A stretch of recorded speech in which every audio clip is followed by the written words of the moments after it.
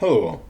Turkey is in terrible trouble. Today I'd like to point out a little recognized reason why. Most of it has to do with the man who is currently running the place. That's covered pretty well elsewhere. But nobody is laying out why Erdoğan has been able to get away with as much as he has. There's a very simple reason nobody is talking about.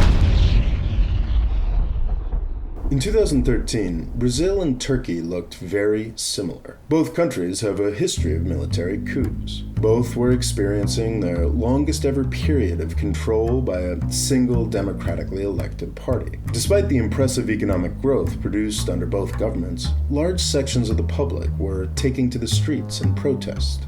The situations were, of course, very different, but in both countries, parties that had been in power for over a decade were losing control in very similar ways. The AK Party and the Workers' Party have both managed to hang on until today, but other than that, the two countries couldn't look more different.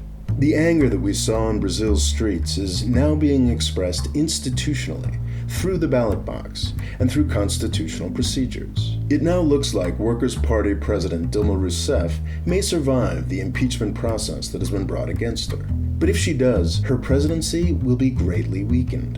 In 2014, she won re-election by a very small margin, and her party lost a quarter of its seats in the legislature. Things aren't perfect in Brazil, but people are figuring things out and using relatively healthy institutions to do it. Brazil looks like a modern democracy. Turkey does not. There's a civil war going on, and for the past 3 years, the country has been descending into one-party dictatorship. Last Friday evening, the world watched in shock as a top 20 economy experienced a Banana Republic-level coup attempt. Turkey's president is now using the failed coup as an excuse for a purge that seems to get wider by the hour. I'm beginning to wonder whether any of Turkey's independent institutions will survive the week. Personal rule by President Erdoğan is becoming a reality. How did this happen? There are three forces that traditionally keep the Turkish government in check. First, there is the US government. Second, there is Europe. And third, there is the will of the people. Sadly, this is probably the order of their importance as well. All three of these sometimes positive forces have been canceled by the war in Syria. In the fall of 2013, Erdoğan faced corruption allegations that were vastly more serious than anything Dilma Rousseff has been accused of. Most people thought he was toast, but by the end of 2013, the United States had already been working with him for 2 years to overthrow Assad. Erdoğan was eagerly turning his country into a playground for US intelligence services and the Syrian opposition groups and international jihadists those services support. Since 2011, the United States has been much more interested in destroying Syria than it has been in preserving a well-governed Turkey.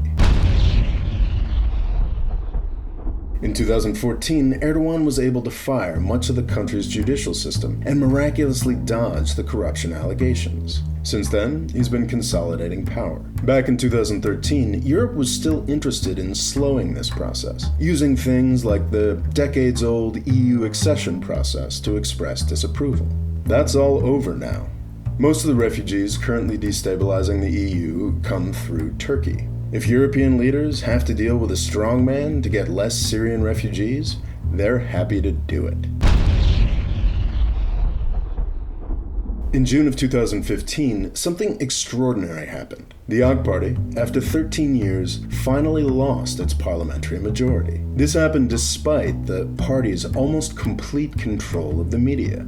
It was a tremendously inspiring moment. Once again, Syria got in the way. Erdoğan was able to use that conflict to restart a civil war with the Kurds. A new election was called, and the public was scared enough to give unrestricted power back to the AK Party. Since last week's disastrous coup, we've spent a lot of time talking about Turkey's internal problems. We should absolutely do that. But we can't fully understand the problem if we don't look at the disaster unfolding across the border. The Syrian civil war is something the US government has actively promoted since its beginning. To fully understand why the Turkish coup happened, we need to acknowledge that the death of Turkey's institutions is another result of US idiocy in Syria.